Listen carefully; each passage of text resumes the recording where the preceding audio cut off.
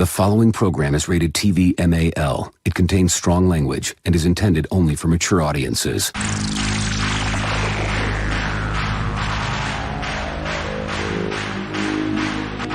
TBS, America's #1 independent television network, presents the following sports exclusive.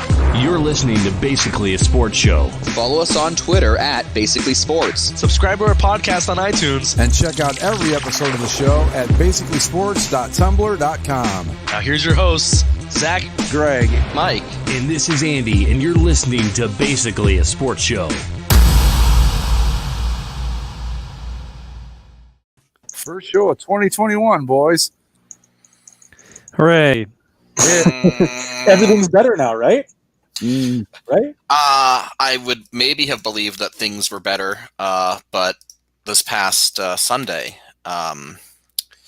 we were denied a chance at greatness. Oh, my God. The Eagles. What a weird thing that was. Yeah. You know what, though? It was funny because I think a lot of the broadcast networks kind of were on the same wavelength as us, as like kind of wanting this to happen, and they kept like showing Giants players' reactions to this, and people were harping on the Eagles for quitting in that game or trying to tank or whatever. On the other hand, as I thought about it a little bit more, I started to side with people on the other side of it, saying like, "What are you guys complaining about?" The Giants were 6-10. That exactly. They were 6-10. This was our chance at a 6-10. I know, but what I mean is, it's fun. It's a funny meme for us to complain about it, but for the Giants players to be like, "Oh, the Eagles just quitting." It's like, maybe if you had just won another game, then you wouldn't be able to complain about this. But for our fun, I like it. The only sports entity in the world that focused so much on the NFC East all season. And they owed it to us to do this. There's no Yes, no. It was there for the day. Agreed. On the other hand, though, is this not the most NFC East thing to them to have done? Yeah, it was totally straight out of the ignominious tournament of disgrace. It was like right there, and nope, sorry. But yeah, so now the 32s are in, which is who are they playing? The Bucks, right? Yeah. Top of the Bay. Ugly. But then again, you never know. We saw it with the Seahawks a few years ago. They won a game when they were 7-9. I think the Seahawks did. The Panthers did when Panthers they were went 7-8-1 and won a playoff game. And I don't know. Although in the Panthers' case, they were playing a Cardinals team that started like John Skelton, so I don't know if that counts. I think it was. We talked about this a few weeks back. Somebody said it wasn't John Skelton, but it might as well have been. It might have been Drew Stanton. It was. I think it was Ryan Longley. Does that sound right? Or maybe that's right too. It was one of the times one of the Cardinals' extra quarterbacks. Look, here's the thing: they were all three the same guy. That's simple as that. They might as well have been. It didn't matter. Change the name, still the same guy. It makes no difference. But one thing, and Andy's not as happy about this as we are, but we're all in the playoffs, guys. So that's something. Yeah, I wanted to actually bring that up because it segues nicely into our shared uniform interests. The two longest playoff droughts going into the season were the Bucks and the Browns. Both of them ditched their bullshit Nike uniforms and basically went back to the good uniforms everyone liked. And both made the playoffs. So there you go. Take that, Nike. Didn't Buffalo finally make the playoffs after they ditched their bad uniform? Yeah, they did that. Yeah. So they won the division for the first time forever. So Jets, get rid of your stupid uniforms as soon as possible, and maybe you too can make the playoffs again. So take note, New York Jets. Adam Gase was fired, so that was fun. Yeah, that's about the most shocking news we've had all season, isn't it? Yeah, let me pull up the list of guys that are. Well, while you're doing that, I want to congratulate Andy for the greatest GIF ever as a reaction to a playoff, making the playoffs. Yeah, I was trying to be cheerful, and I was like, "Hey, all of our teams made the playoffs," and Andy's just. I mean, because it's like it. I just watched my team once again get eviscerated and humiliated in front of a national audience, more or less, by the great Satan, Aaron Rodgers. it's this is just my life. This is just my life now. We're dealing with that asshole and my shitty, underwhelming team, and how do you celebrate when circumstances play out right to where my team, a most undeserving team, gets into the playoffs? And I mean, as they say, anything can happen. It's the playoffs. It's you're 0-0. That's your record. It's a new beginning. No, it's not. My team is the same. It's the same underwhelming, injured, mediocre team with a bad quarterback that it was last week and has been all season. And they're going to get their ass kicked by the Saints, more or less. But they got into the playoffs as a matter of circumstance, not necessarily by their own. It was a gift. It was absolutely a gift. They didn't earn it. They shouldn't take any pride in it. They shouldn't have T-shirts or hats. They shouldn't have it. But I did love the gift that you put up. It was Lieutenant Dan from Forrest Gump when they were celebrating New Year's Eve. And he was just sitting I was like, that is so perfect. See, Andy, this is why they need you as the coach, right? Because you'd go in and after the game, it's like, oh, we made the playoffs. You're like, don't be proud of this. Don't celebrate. No, I don't want to see any smiles. You're not the 6-10 Giants here. You don't have anything to celebrate. The Giants celebrating would have been fantastic. But yeah, it is funny to me that they're complaining about it. It's like none of those teams in that division have a right to. Yeah, I mean that's the thing. No matter who fucking lost out or got in, nobody had the right. Although what I find funny was the idea that had the Cowboys won. So had the Cowboys won their game, then they would have been the ones who would have been eliminated by Washington winning. Okay. And so it's like, could you imagine if everything that happened, everything on Sunday night happened as it did, but instead of the Giants, losing out, it was the Cowboys. Can you imagine the shit show Jerry Jones would have raised? Oh, well. And of course, the minute that this happened and we had another 7-9 division champ, all the talk starts, we have to fix this. And this is the first. No, we don't. No, we don't. It's an outlier.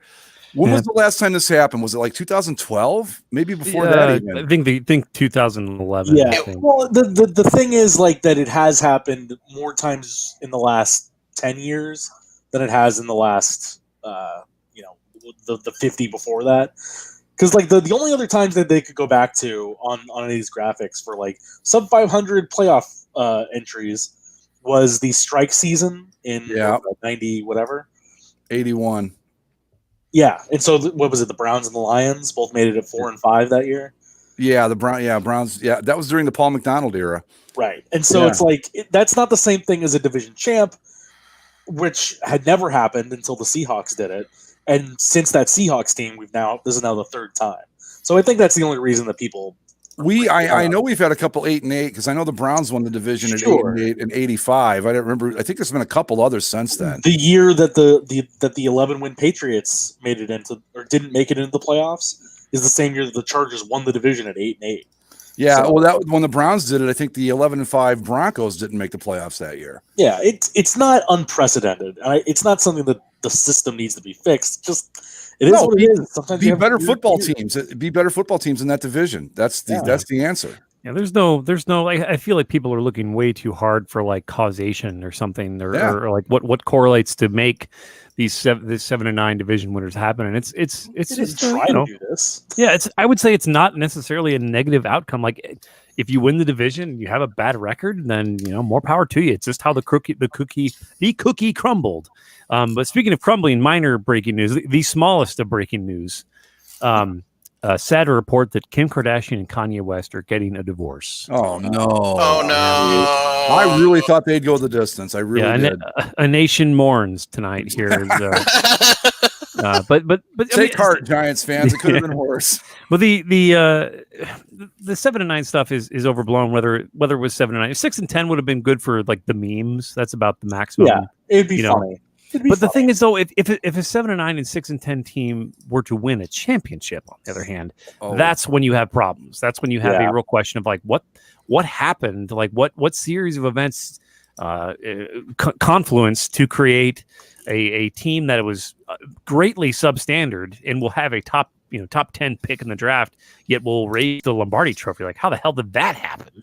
That's a very like baseball or hockey streak to occur, which just doesn't happen in football. I don't. What we've had happen in football isn't that we've had the wild card teams win, but those are teams that are usually like winning their way into the playoffs at the end of the year and then carrying that hot streak in. And that's a completely different animal and not a bad thing either. I think that people they just see this thing that is an aberration and it's bad football and it's teams that are more popular than the records deserve to be in the NFC East. And so we get a little hot under the collar about it, and then, people will forget about it by the time the ball's kicked off on Saturday afternoon. Remember that streak? It was a few years back where it was like a wild card team was winning. It seemed like every year, like it was the Packers, and I forget the Steelers, the Giants. Yeah. So that was, just weird stuff.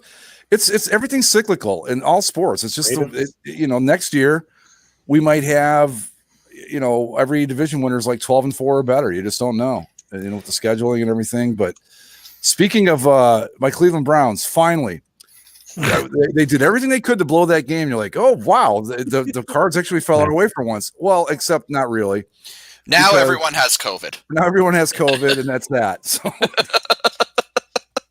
How perfectly Cleveland. I know. It's like you finally make the play. Well, first off, you're playing the Steelers backups, and they damn near right. Yeah, they damn near screwed up. Then they do make the playoffs, and they have to play the Steelers again, and then they get COVID again. Yeah, like a bad what they're starting.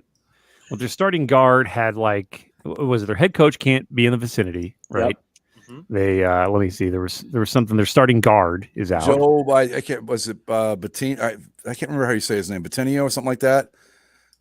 He's a really good player. He's like their best offensive lineman. Played 99.9% of the offensive snaps this year.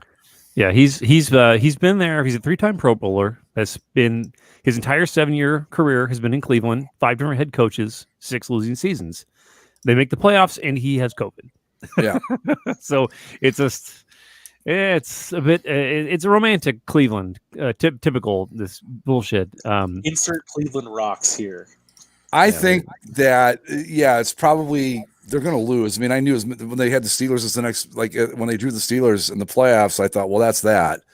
But I don't know that anybody thought they were going to really go far in the playoffs anyway.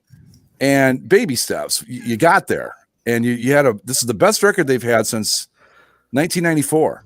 So, the original Browns, but this is clearly the Browns 2.0. This is by far and away their best record, 11-5. So they're probably gonna lose next week, but so what? That doesn't mean the season was a disaster or anything, or maybe I'm just rationalizing. Maybe it's gonna be every bit the disaster that it's supposed to be. I don't know.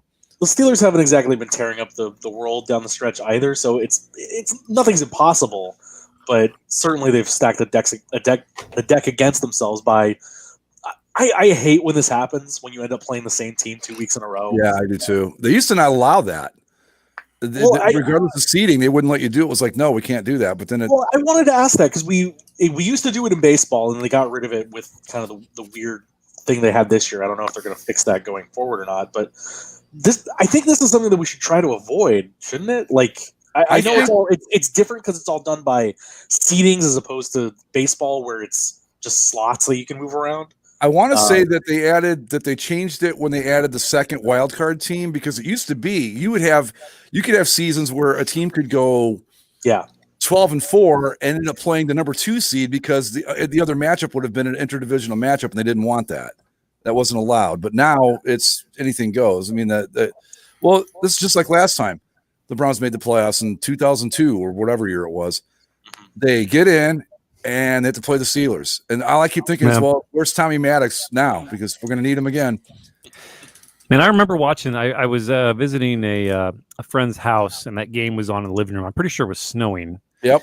And I just remember being like, "Oh, cool! The Browns are in the playoffs. That's pretty neat." And Yeah, I haven't felt that feeling in many years. Do you remember how that game went? The Browns were just kicking the shit out of the Steelers for 3 quarters, and then Tommy Maddox, of all people, XFL MVP, reigning XFL MVP. I'll have you know, Tommy Maddox. Is he alive? Let's see what Tommy Maddox is doing these days. He just lit the Browns up, and they ended up losing, I think, 36-33 or 33-31. I don't remember the final score, but it was the Browns were all over them for 2/3 of that game. That was one of those. I have vague memories of that game. I think I was watching hockey that day, but I remember being like, "Oh, the Browns blew a lead." Well, I didn't. That game bothers me more than the drive or the fumble, because neither one of those games, like in the drive game, that was a really closely fought game all the way through. Mm-hmm. It just happens. The fumble would have been a tying score in this remarkable comeback. Okay, fine, stuff happens. This was like you gave up like a 20-point lead.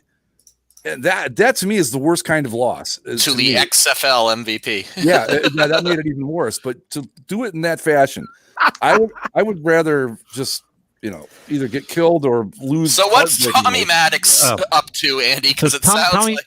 Well, no, I'm not laughing at Tommy. So Tommy Maddox he's the third string quarterback for the Steelers, Mike. They brought him back. Right. Just in case. He's in Texas. He's the baseball coach for the Decatur High School, and their team name is the Worms. Oh wow! Do you think he shows off his XFL championship ring to the kids? I was going to say he's Mayor Bible Gun in some city in Texas somewhere. He's Mayor Bible Gun.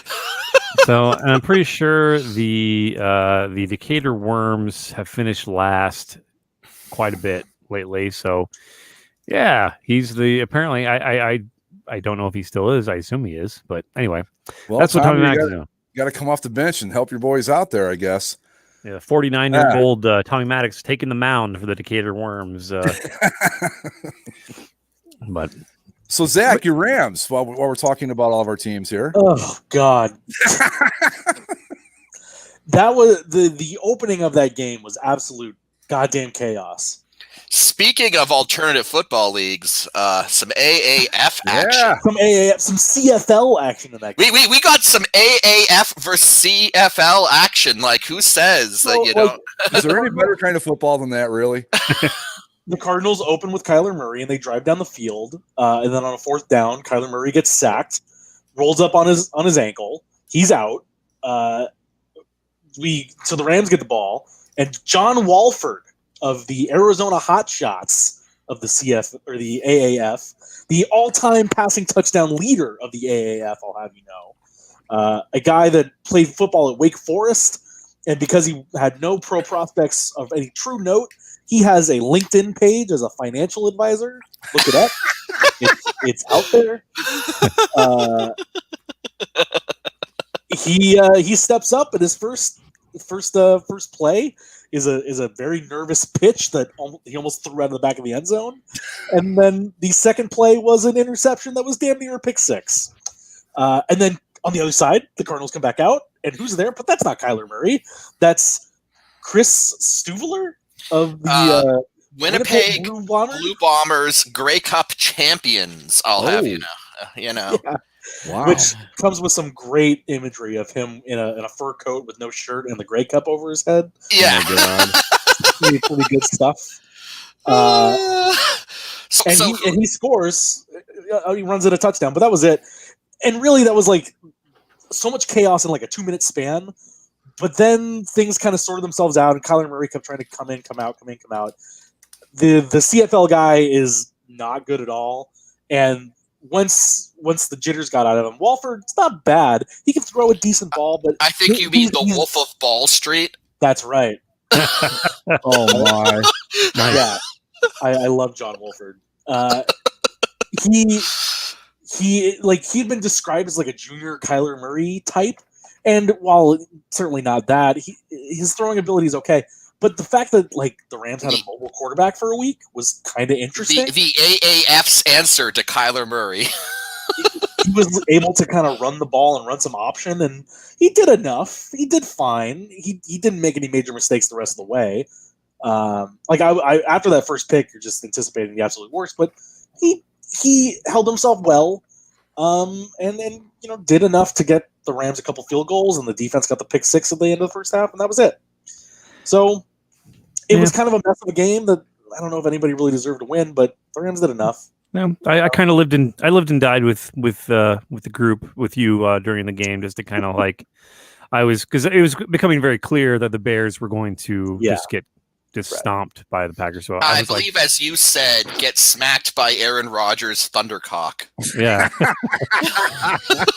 yeah, that sounds correct. Yeah, that's exactly right. And it was funny because on the other side, Andy, like as soon as I realized that the Bears are going to get their shit kicked in, I started to not care as much about what the Rams were doing because it didn't matter. Like they were going to make it in one way or the other. Right. If the Bears lost, and if they lost to the Cardinals, like if Kyler Murray came in with some dramatic thing, it wouldn't affect me one way or the other because I'm still going to make it. Sure. And now we're in a spot where it's like, well, they're doing the whole dangling Jared Goff out there, like, he might play, but maybe we'll play Wofford. I don't know. Playing for two QBs, sort of nonsense that coaches do. So thanks to your Rams, I get the privilege of watching the Bears this Sunday play on Nickelodeon. Yeah. What the hell is that about? You're going to have the slime and everything. It's going to be. Yeah, I'm really looking forward to it. Here we go. It's an alternative broadcast, right? They're still having the CBS broadcast, but this is. I'm going to tune into Nickelodeon just to see what it's like. Absolutely. So this is like the Nickelodeon, like whatever buzz reel for what it's going to look like, I guess. With some weird graphics, you got slime on the ball and goofy bullshit. Like those are Devontae Adams' real eyes, actually. There, I don't know how much of this is actually going to be. God! They haven't really been necessarily terribly clear about how much like there's some like fake slime and stuff like that. I think there's going to be some just goofy little bullshit like that in replays. But this is. I liked the SpongeBob in the field goal, the uprights. I am absolutely watching this broadcast. That is the only way I want to see this game now. No, you're right, Andy. Like seeing that, I don't know how they implement some of that stuff in real time. Like that's intricate. Yeah. So it says it'll have a special slime-filled presentation of the game. One-of-a-kind kid-focused content and Nickelodeon-themed elements, including a special halftime presentation, original on-field graphics, virtual filters, and more. Well, the graphics part's easy, Zach. There are these things that are called, I'll never remember the name of them now. Anyway, it's basically you just build those, and then you key them in, and they just play like a regular clip would. It's like a PNG file, basically, except for television. And it's like an animated GIF PNG file that you just throw on over the screen, and that's how you do it. It's real simple. Yeah, I mean, and they'll I'm sure it'll be like interesting to watch. I'm not going to watch it on Nickelodeon, A, because I don't have cable, and B, you actually might be able to watch it without cable. I think they have it online. I'm all over that. I'm watching this on Nickelodeon. This is going to be amazing. Well, you guys enjoy it on Nickelodeon. I don't want to watch like Trubisky get picked like 6 times, and they'll like slime dumped on his head. Watching Drew Brees just stomp the fucking. You don't want them to put little like SpongeBob inserts around Matt Nagy. I have a question. What is it about Mike and I that we just love everything to be shot all to hell like this? Like, I don't know. I'm harder for the 6 and 10 champion. We want the Nickelodeon broadcast. CFL quarterbacks makes us happy. I'm just fully on board with chaos. Give me chaos. I want. Some people just like to watch the world burn, I guess. That's us. I don't, I find nothing. That's fine. And if I didn't have a horse in the race, I would totally back chaos, because chaos is generally entertaining. But because it's the Bears, my dignity is already going to be like minced. I don't need to have like googly eyes on Khalil Mack after he gets, doesn't draw a holding call or something, or have, Drew Brees touchdown pass have a slime trail behind it or something. It's just not for me. But there's Colts and Bills on Saturday. Zach will be following that with Rams and Seahawks. That is going to be a very stressful game, Zach. I don't envy you for that. Yeah, look, I'm actually okay with it because I know the Rams match up so well against the Seahawks. Plus, you hate the shit out of Russell Wilson. I hate the shit out of Russell Wilson. And by the way, I wanted to tell you guys before you continue, Zach. I wanted to tell you that I finally get it with with Russell Wilson. Thank you. Thank you. I saw a commercial of his, and there was something just so smug and entitled about him, and like manufactured, phony as shit. Yep. And Yep. I something clicked in my brain where I was like, "Oh, I hate that fucking guy now," and it just made sense. So I hope One of us. One he's the of most us. inauthentic person I've ever heard in my life. Yeah, like it's the worst. But I'll be able to channel that into that. If he pulled that "Go Hawks" thing in front of me, I'd probably punch him right in the fucking face. I would. I'd be like, you know what? No, I can't do this. No. But he's hey, just such a phony. I just can't stand that. We sort of hit on what the well, what do we want to call that? The Houston Texans Bowl? The Houston Texans Bowl. The Saturday afternoon game, yeah. Yeah, it's the AFC South, the Colts, taking on Buffalo. And that's probably I think right. Buffalo's kind of getting screwed in this though, because they're pretty good. And They're I know good they're not a big market and they're not going to draw huge ratings, but they'd be worthy of a better spot than that. But I can see it. Yeah, you got to have the AFC South in there, right? Well, like you would think that like the worst team, like the Lowell team that is the Washington's, need to go in there, but they're playing Tom Brady, so you can't do that. Right. You can't put Rams Seahawks because that's a West Coast game. You can't have it played that early. So you put it in the afternoon. I like Browns Steelers, but the Steelers. I can't believe that got the Sunday night game. I cannot believe that. I think they're begging on the Steelers audience, like, and maybe the first time in forever Cleveland playoff audience as like a ratings. Well, there's a lot of Browns fans out there, but that Steeler crew, that's like Ohio State fans, except more annoying, if you can believe it. And then the only other one that I would say is the one that got the Sunday version of this with the Tennessee Baltimore. No, that's fine. It's different. It's different because there's 3 games each day, so it's not the same sort of. Well, and you know what? Too, fans don't really care. Where if they could have put the Browns in the AFC or the Texans game, I'd have been fine with it. I'm a little surprised they made the Sunday night game, but okay, we'll take that too. We don't care. You know, you're going to watch no matter when they play it. Must pay attention to. I think it's pretty cool. Like, it's cool to have. To me, I prefer my football played in the daytime. So if I was a fan of any of those early teams, I would be very pleased with that. I mean, I'm rooting for the Bills for selfish reasons, namely because I just want to see, and I guess Cleveland too would qualify. I want to see a playoff game that takes place in just a shit show of a blizzard. Like I feel like it's been a long time since we've seen the last. What was it? Was it the Patriots Raiders game where Brady? It was was it the penalty, the fake penalty, the tuck rule game? That was in a blizzard, wasn't it? Like I feel like yes, it was. We're ripe for a new blizzard game with some nonsense occurring in it. That's my take. But I still think those the kicks that Adam Vinatieri made in that game were just you got to put the guy in the Hall of Fame just for those 2 kicks, right? Because that was amazing that he was able to nail field goals in like a foot of snow. But I will contend to this day, they made up the tuck rule on the spot just because they were like, fuck the Raiders. This is a new rule. Well, I wanted to ask you guys this because I remember I remember watching it. I was at my grandma's house, and as I saw it happen, as they came back from review and everything, and like I agree with you, Greg, they just made it up on the spot. Somebody made the decision to just say, fuck this, the Raiders, fuck this nonsense. We need patriotism after 9/11. Let them win. And it was one of those moments where I felt it in like my guts, even as a younger guy, that this is a turning point for a great many things, in maybe not necessarily a good way. Have you guys felt that about anything with sports, like in the past maybe 10, 15 years? Yeah, for sure. Yeah. Like what? Give me some examples of like what's happened where it's like, whoa, this is changing. Something. This is a big moment, a keystone moment. I still to this day I won't say that the NFL is rigged because I just don't think it is. But that moment convinced me that certain teams are going to get certain calls all the time. But this was before they were, the Patriots, right? Right. So. But you got to remember the history that Al Davis had with the National Football League, and I don't remember who was commissioner. I think Tagliabue then. But the point is, that the NFL does not like, the NFL offices do not like the Oakland, Las Vegas Raiders.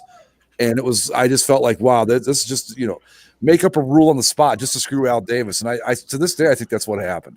But in defense of the National Football League, someone did I think it was NFL Films did a thing about it. And they went back and showed that rule was actually called like 5 weeks earlier. And I think the Bills were involved in that one, where they actually called the tuck rule. But you know what? They made it up in the Bills game just so they could use it against the Raiders. That's the way I feel about it.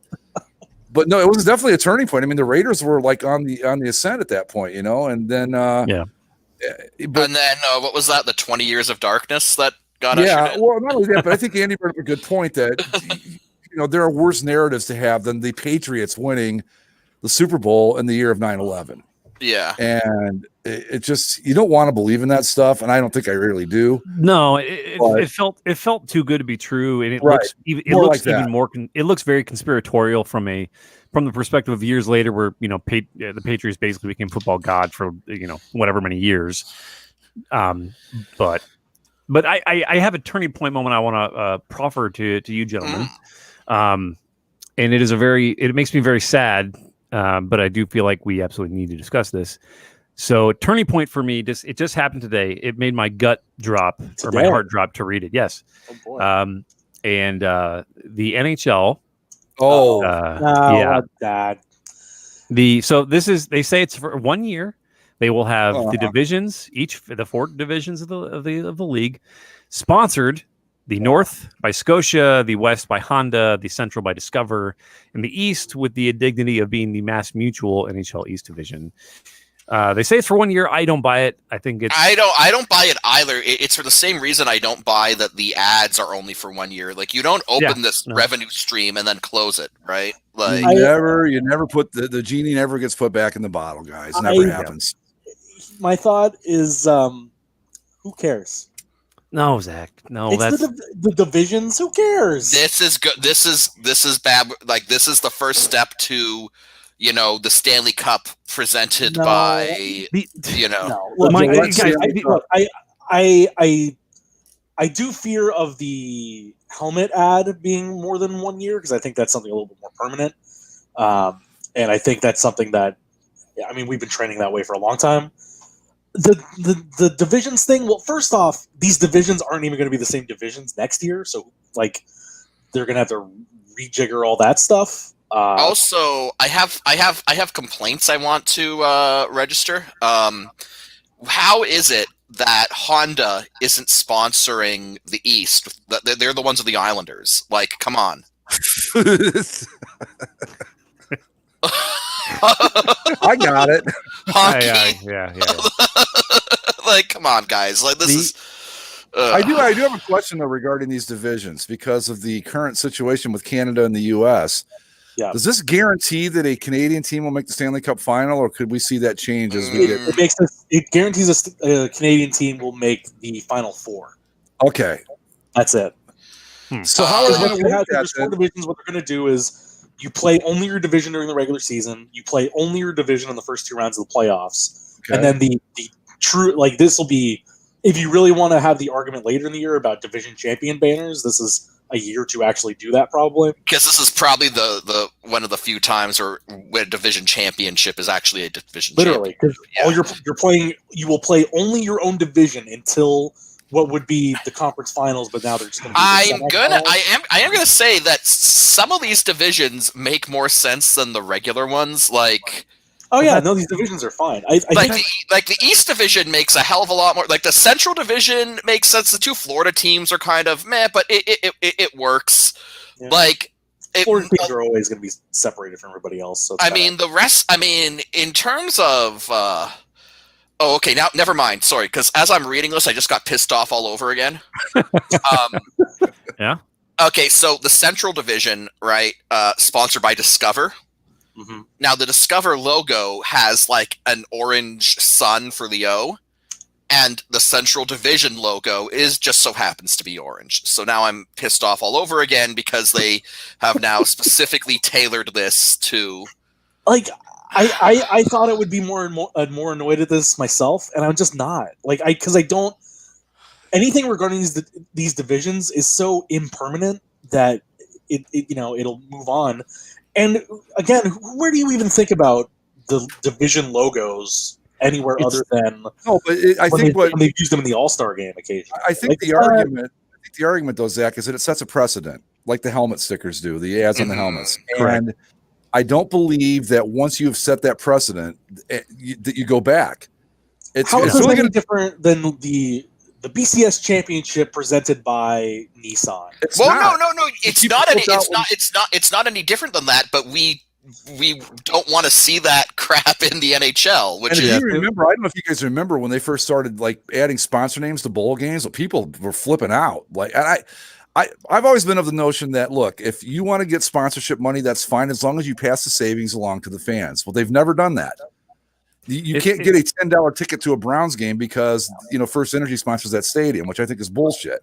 But like, if you want to make it look like a NASCAR race, that meant $5 tickets for everybody. I'm all for it, but they're not going to do that. There's no fans in the stands. Like the NHL of all the leagues is going to be the one that's hit the hardest by lack of revenue this year. And this, like, if this is a way to do that this year, and everyone externally, internally, they're all saying that this in particular, the division thing is for 1 year. I don't believe it for a second when it comes to the helmet logos, because I know those are going to stick. But especially with these, because these divisions aren't permanent, they will change when we have next season. Sure.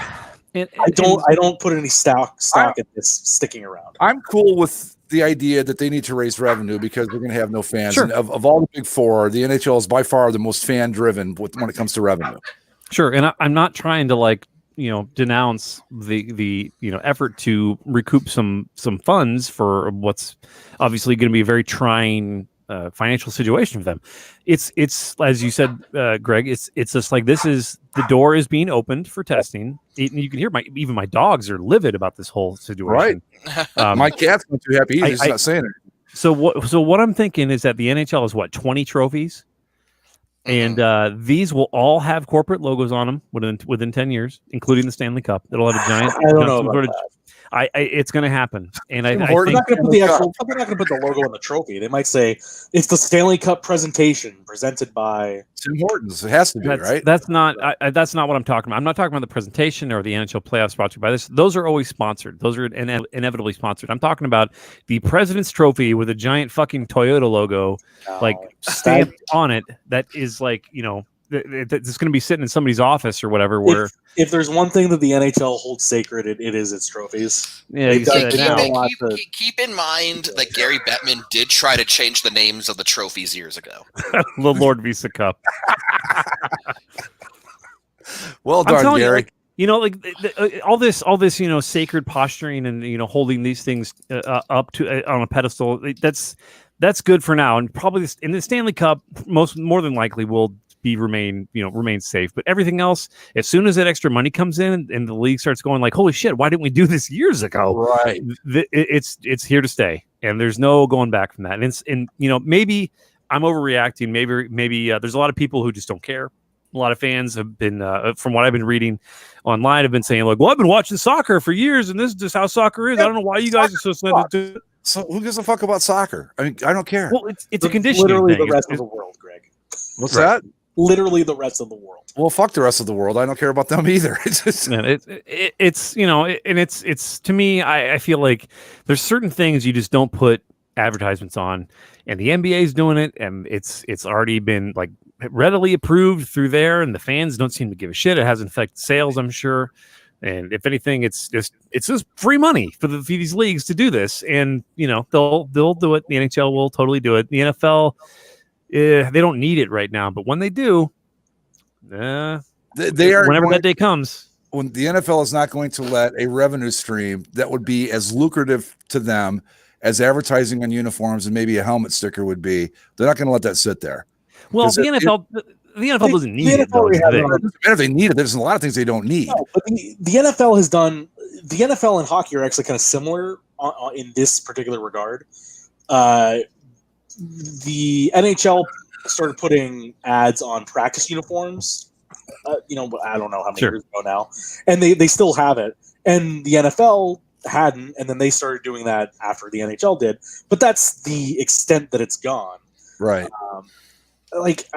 I don't know. I think a helmet sticker is one thing, and I think that's serviceable. Like I'm surprised. Sure. I just really don't think this division thing is going to go further than where it is. Don't the European hockey leagues have advertisements all over their jerseys? Oh, the European leagues are even but worse. But the thing that we need to keep in mind about the European leagues is that it's not like the European leagues got to where they were overnight. Like, you can go back and watch old highlights from European ice hockey. Like, the ads started small, just a little ad here or there, and then eventually it ballooned into the ridiculousness that we have today. Yeah, look at that. I mean, look, I get that in NASCAR because there is no other way to make money as a NASCAR team than sponsorship, and that's just racing. It's that the F1, IndyCar, NASCAR, drag racing, you name it. So that's fine. I have no problem with that. But this is just ridiculous. Yeah, that's the problem, right? Like Jimmy Johnson's fire suit doesn't have that many ads. The NHL isn't going to go to this overnight, but once you start that creep, But we've said this before. Like, hell, look how long it took MLS to finally cave in to do sponsorships. Like, when the MLS started, they tried to keep the same European jersey design, but instead of putting an ad on the front, they just put like the team name, like the word mark. Well, then they put ads on the back, didn't they? Like, that was. I mean, eventually, but what I mean by that is they were appealing to American sensibilities, and that's something that MLS kind of.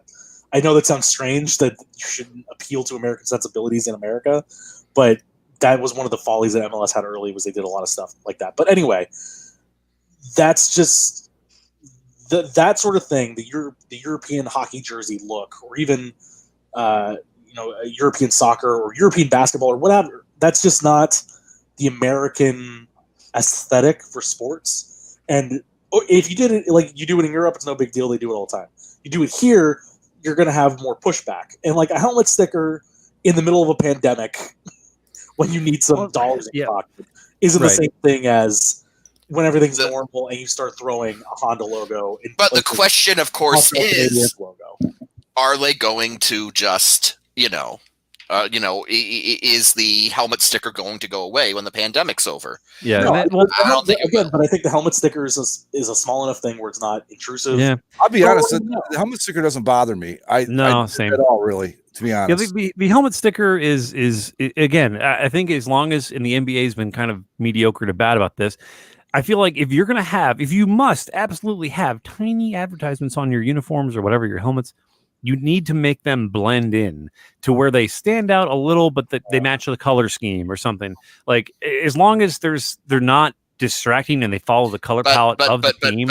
But here's the thing, though, that the corporate sponsors don't want that, because if it blends into the rest of the uniform, then that defeats the purpose of the sponsorship. Like, if you're Ford, right? And then fuck the whole thing. Then exactly. That's what I'm saying. That's what I'm saying. It's like, all these half measures where it's like, oh, well, what if they do it where it blends in, or what if it's just a helmet sticker? It's like, well, one, it doesn't stay just a helmet sticker, and two, it's not going to blend in because the advertisers want their logos to be seen. Here's a North American example that is kind of tied into current events and whatnot.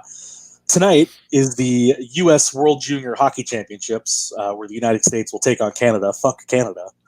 I'm gonna go out of the box here. Go Canada! I want you to win. Okay. I don't care. But in the World Juniors, like, it's a North American. I mean, yes, it's an international tournament, but the powers are the U.S. and Canada. They kind of run these things as it goes. And they have advertisements on their helmets and jerseys. It's a little bit more intrusive, but it's almost to the point of, like, I don't think Canada or the U.S. would ever do more than what they have, in which is, like, they have like the U.S. junior team, for example. They have a giant Chipotle sticker on the front of their helmet, and then they also have a Chipotle patch on each of their shoulders, and that's it. Now, like, do I think that's a lot? Is it intrusive? Yeah, but I think that is the most you could ever not even get away with, but what fans would kind of accept. Just for the record, Canada, it does not have any ads on their World Junior uniforms. I thought they did. No. And that's why I want them to win. No. They usually have stuff on, like, when they go to the World Championships and whatever, don't they? They have been going without ads this tournament. They've been wearing their, their kind of stripped down. Right. Well, retro. Is that only on the retro jersey then? Do they have it on the normal ones? I think they've been wearing the retro jerseys all tournament. They have, at least in the games that I've seen. Yeah, I know. I just want to go back to because I think when we talked about this a while back when the NBA first started, I said that they should, make the colors match the uniforms. But you're right. There's no way that, like, I know Harley Davidson sponsors the Bucky, and there's no way that they're going to take that iconic logo and make it green and white. It's just not going to happen. So I guess my thing is if you got a cool logo, it's okay, but sometimes it just looks kind of stupid. I again, my whole attitude is that, it's never going to stay small, and it's never just going to be non-intrusive. So might as well just fuck the whole thing. Yeah, throw this up, Craig. This is what we're looking at here with this bullshit Chipotle thing. This is ridiculous. Like this shouldn't be a thing. Oh my god. Okay, that's horrible. Like yeah. Well, on the front of the helmet, and that's the most that I think they're allowed to go. I don't know which I like less. The Chipotle patches with those fucking sleeves. I don't know. Yeah, those. I as far as I can tell, I think the U.S. is going to wear their throwbacks tonight, so they won't be looking like that. But that's embarrassing. Not a fan of current Nike hockey jersey design internationally, but I'm not the current Canada ones look like the retro Canada ones look nice. The retro Canada ones are nice, yeah. But like the U.S., Finland, I think Slovakia, they all have that weird winged like design, and it doesn't. It's not a good thing. It's been in the cycle since the last Olympics, and I'm sure that'll change ahead of the next Olympics. So. Well, we're gonna kick your ass. So I mean, probably because as like a little sidebar, Canada has outscored all of its opponents in this tournament by a combined 41-4, and has yet to allow a goal at even strength. Not only that, Canada's goalie, nice Jewish boy. So, and I will say though that Canada scores a little inflated thanks to like a 16-0 win over Austria. And an 11-0 win over Switzerland. So look, you play who they put in front of you. I know. They didn't have to play the U.S. in the prelims like they normally do this year, so they got away with that. So we'll see. Canada's riding the strength of the GTOV champion Minch on the bench here, Mike. By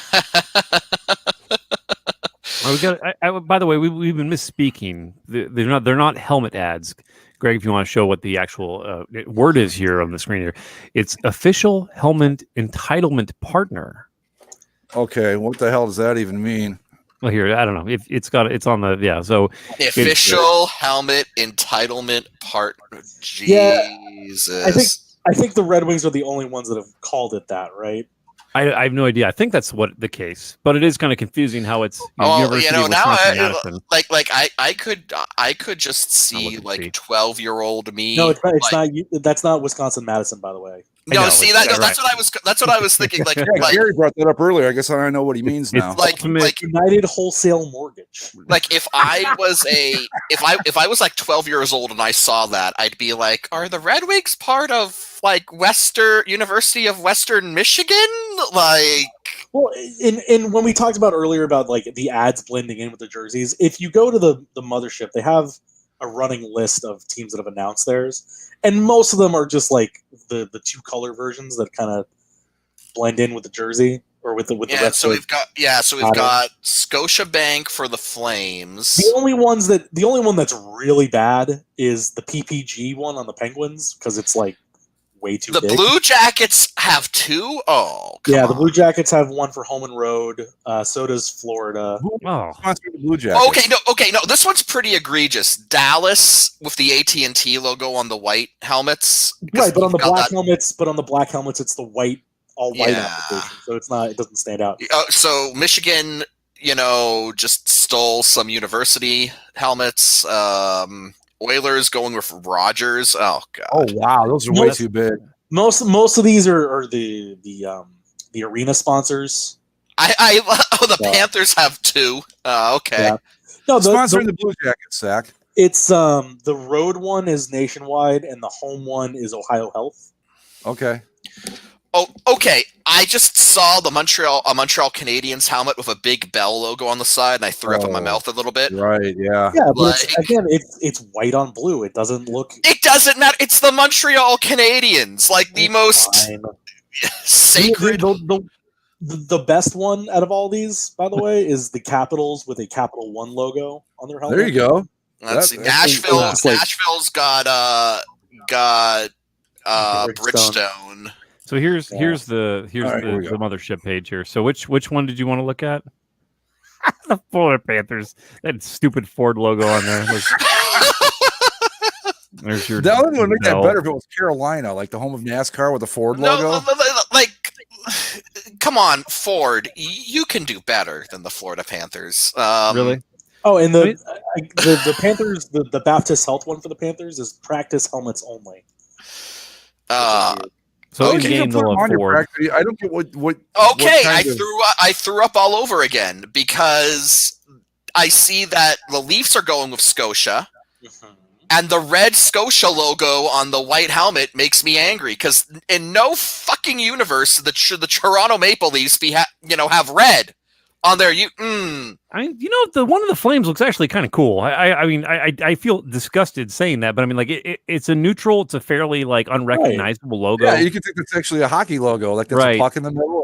On the majority of these, they're highly unintrusive. See, I can't see. A handful that suck, but for the most part, they're fine. See, I can't feel that way about the Flames one because I'm from Canada, so I grew up seeing that Scotiabank logo, so I know exactly what it is. Like, the Red Wings, like it's like the University of Wisconsin, Michigan.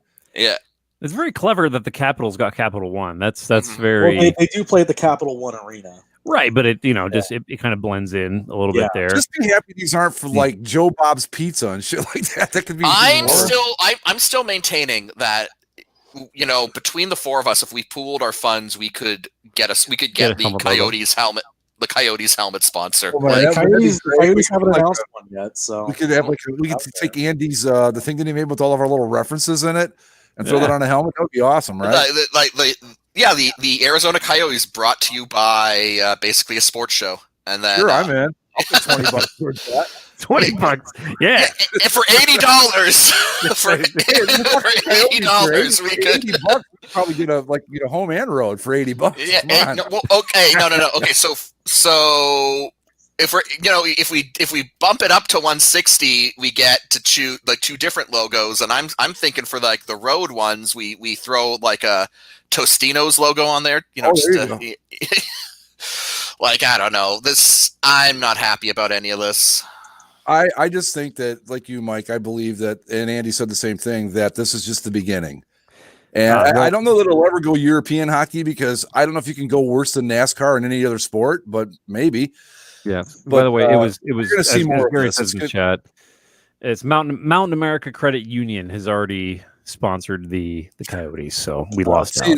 Yeah, well, how much are they paying? We'll double it. Right, it can't be that much. $100. $129.95. Right.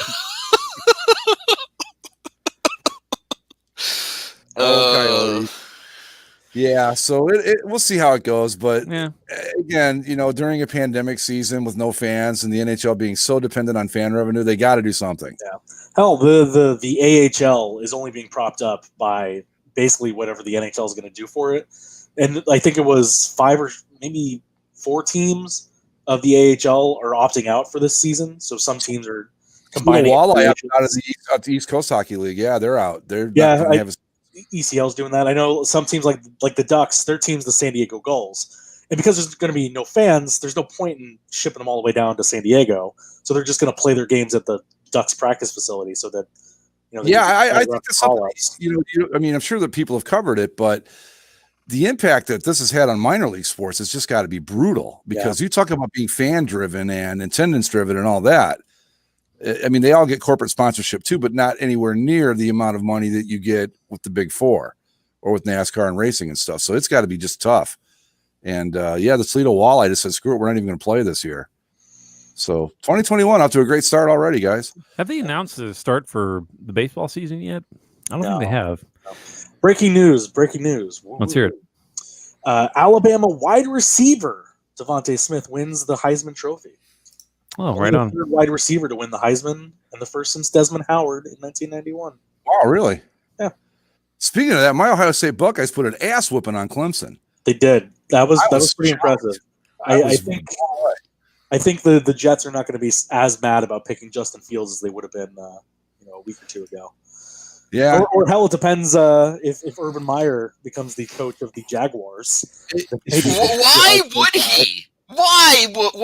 Well, Mike, the conversation is going to go like this. It's like, hey, we want you to come coach the Jaguars. Like, I wouldn't coach the Jaguars if you paid me $12 million. They'd be like, we'll give you $15 million. And he goes, okay, I'll be there in a couple hours. Right.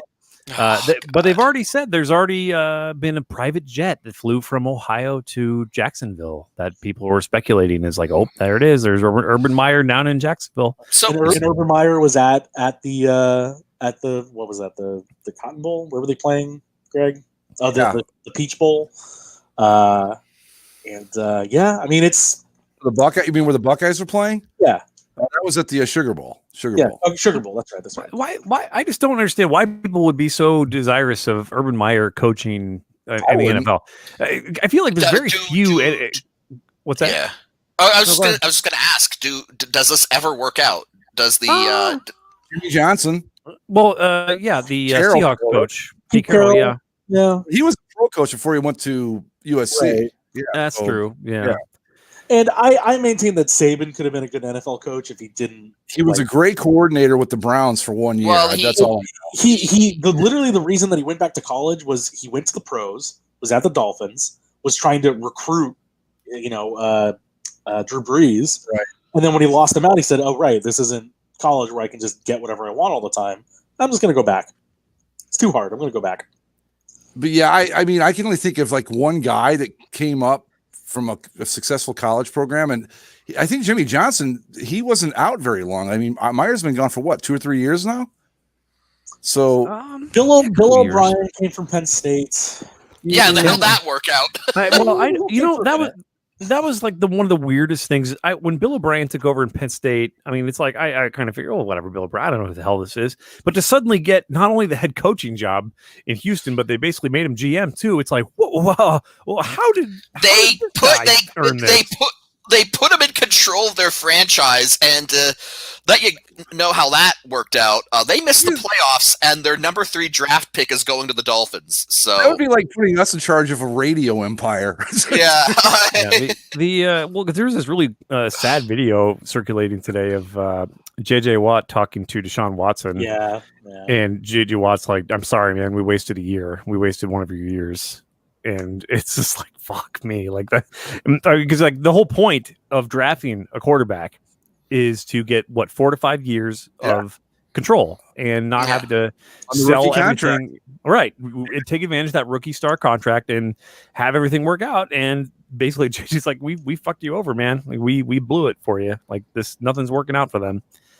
But DeAndre Hopkins trade was really stupid, I thought. I mean, it worked out. I mean, come on, like. That trade has got to be one of the dumbest, like not just NFL history, like just pro sports. Like, you know what? I think that signal to me is like, that's like, you get these coaches that are just like, I don't care how good you are, I don't like you. Mm-hmm. And that's what that felt like to me, was like that O'Brien didn't like Hopkins, and that was it. Well, he compared him. Who did he compare him to? Hernandez. Really? Aaron Hernandez. Aaron Hernandez. Yeah, Bill O'Brien compared him to Aaron Hernandez, and it was. Wow. It's like, I don't think he's murdered anyone. So, if I was Hopkins, I'd be telling him, you know what, shove that shit. I want out of here now, because that's Aaron Hernandez was a pretty terrible person. Yeah, and then he went to the Cardinals and had a pretty good season, all things considered. So yeah. It's Bill O'Brien. Like the Texans have been cratered. I don't know how long it's going to take them to get out of that. Yeah, we talked. I think it was last week. We talked about how a team, when they succeed with the new coach, whatever, they'll go. I think Zach brought it up. They'll say, "Well, you built that was so and so's team that you won with." But I think when Bill O'Brien's case, when the Texans were good, I think that he had a lot. I think that was a team that was in place when he got there, because we've seen what he's capable of since, and it's not been great. But back to the college coach thing, maybe some of the guys in the chat, I know Michael Walker's really good with this stuff, that successful college coaches that were specifically a college coach that moved up to the NFL and had success. Jimmy Johnson's the only one I can think of. I mean, you could have said Jim Harbaugh before he went back to Michigan. Yeah. Because he was really good at Stanford and then got the Niners to that Super Bowl. Yeah, newly extended. Yeah. Congratulations, Greg. Thank you. Ohio State fans rejoice. Yeah, it's been a good week for us. They keep that dude there as long as they want, man. I'm fine with it. How long do they extend him to? 2026? 2024? That's not long enough. You can give him 5 Not more years. Come long on. enough. Yeah. Jim Harbaugh should just be the coach there forever. I remember there was a thing going around. They were going to give him a lifetime contract, and I said, please do. By all means, give him that lifetime contract. My. I'm looking back at the 10 years ago for the Texans, man. Matt Schaub in his prime, Arian Foster, Andre Johnson, Owen Daniels. They were good. That's one of those teams where you look back and you're like, how did they not win more than they did? Yeah, Mario Williams, this team. I mean, they were. Did they make the playoffs? I assume they did. They I don't have their record. Right? They were good. Mm-hmm. I mean, they were like a preseason Super Bowl favorite one of those years. I don't remember which year it was, but they were solid. Yeah. Yeah, it's a shame. I mean, they're still like a new franchise, I guess. But I mean, what the hell happened? Bill O'Brien. Yeah. There you go. Yeah, because they had talent. Barry. I don't count Barry Switzer. He did that with Jimmy Johnson's team. Mike. Right. They all knew it too. Yeah, everybody knew. So with the NFL draft, I've been, it's one of those things where I don't really care for college football.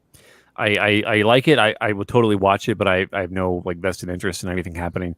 But when it comes to the draft, I love to speculate in the first round. And what always happens is that inevitably I'll look at all these prospects and think I have a pretty good idea of who's going to go where. And then within, 2 months of the draft, every premier quarterback that's even mediocre to average shoots up and is totally going to go in the top 20, and it fucks everything up. Yep. And as a Bears fan, this wounds me because the Bears are probably going to pick 20th. And by that point, all of the agreeable quarterbacks will have totally been plundered and taken. And this hurts my feelings. So stop that. See what you could do. See what you could do to trade up to the get the Jets draft pick. Apparently, they're looking to move that pick. Well, again, Andy, what was it? Lamar Jackson was picked 32nd overall, right? Sure, and Aaron Rodgers was picked 24th, and all this. Aaron Rodgers was a very specific example of it. Tom Brady picked 199. No, I'm not talking about those. I'm not talking about those.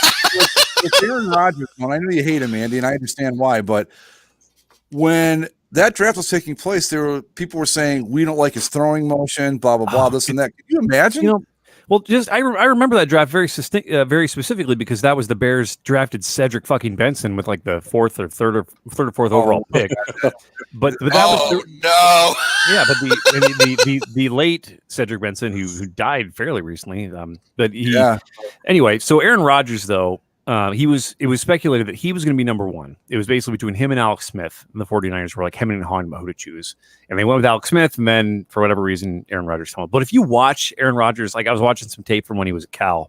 Oh God, he was great at Cal. It's amazing. How did he fall that? I don't know. He had a weird throwing motion, and if you watch really all that it. Oh God. No, it's one of those things where a couple quarterbacks, one or two quarterbacks get taken maybe ahead of where they should, and then everybody else is like, well, we already have one, so we don't need the quarterback, and then you slip. It's one of the Packers are like, well, we got Brett Favre, but fuck, we'll take this guy. Yeah, well, I mean, Favre was on the back end. Yeah, they needed to get serious about Favre's replacement. Well, I've seen that twice. I think that was first with Rodgers and Favre, and the second time I saw it was Manning and Andrew Luck, where you fell right out of one franchise quarterback into another. Well, apparently Brett Favre was a huge dick to him. So. Yeah.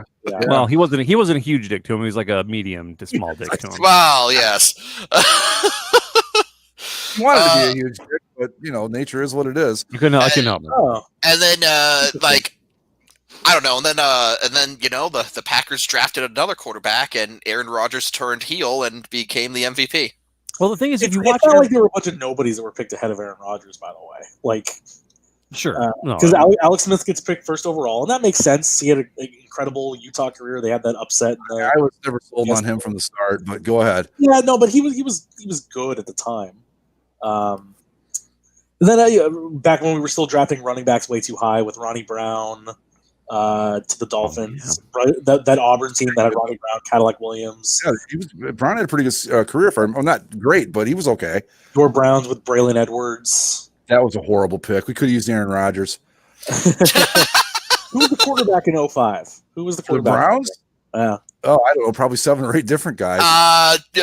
Check the jersey. Check the quarterback jersey. 05, that would have been maybe the beginning of the Derek Anderson era. The 05 Browns, your starting quarterback was Derek Anderson, Trent Dilfer, Charlie Fry.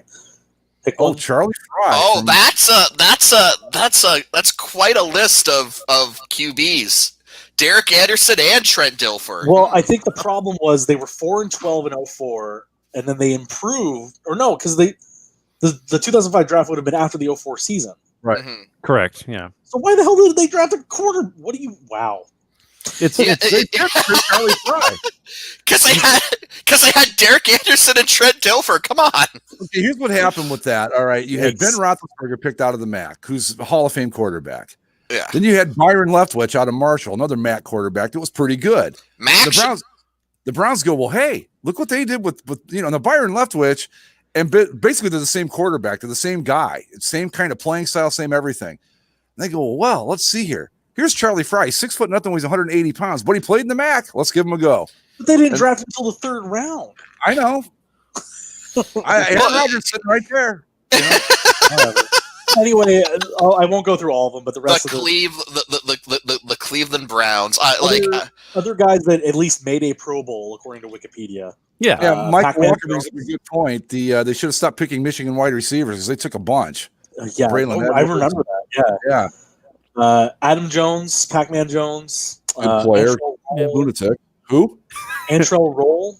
He was a good player. He was the Titans, right? The Cardinals. He won a Super. I think he was Super Bowl MVP, wasn't he? With the Cardinals, or I can't remember. Cardinals never won a Super Bowl. Or no. He was He Bucks. Didn't he win? No.